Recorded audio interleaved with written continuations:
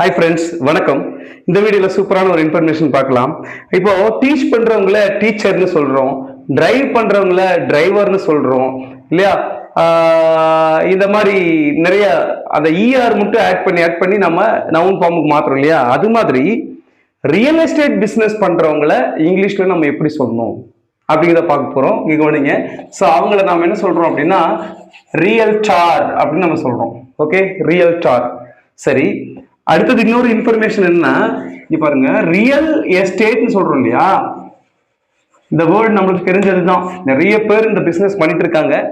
Real estate, இந்த எஸ்டேட்டுக்கு என்ன meaning? என்னைக்காவது யோசிச்சிருக்கீங்களா? எஸ்டேட்னே சொல்லிட்டோம் இல்லையா? மலைப்பகுதியில் எல்லாத்தையுமே வந்துட்டு எஸ்டேட்ஸ் நிறைய இருக்கு அப்படின்னு சொல்றோம் இல்லையா?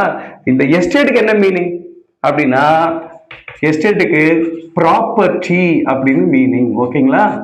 அப்போ மீனிங் என்னது? ரியல் ப்ராப்பர்ட்டின்னு அர்த்தம். அதாவது இப்போ நகை வாங்கினா தொலைஞ்சு போயிடும், பணம் வச்சிருந்தா அதுவும் செலவாகி போயிடும், தொலைஞ்சு போயிடும். ஆனா இடம் வாங்கணும் அப்படின்னா அது எங்காவது காணாம போகுமா? ஏதாவது ஒரு பூகம்பம் வந்து காணாம போனாதான் காணாம போகும். மற்றபடி அந்த இடம் அப்படியே அங்க இருக்கும் இல்லையா? ஸோ அதனாலதான் இதை வந்து ரியல் ப்ராப்பர்ட்டி. ஸோ ரியல் எஸ்டேட்னா real property. Real estate business பண்றவங்கள ரியல்டார் அப்படின்னு சொல்றோம். ஓகேங்களா? Thank you so much. இந்த வீடியோ பிடிச்சிருந்தா லைக் பண்ணுங்க, ஷேர் பண்ணுங்க, மறக்காம சப்ஸ்கிரைப் பண்ணுங்க. நன்றி.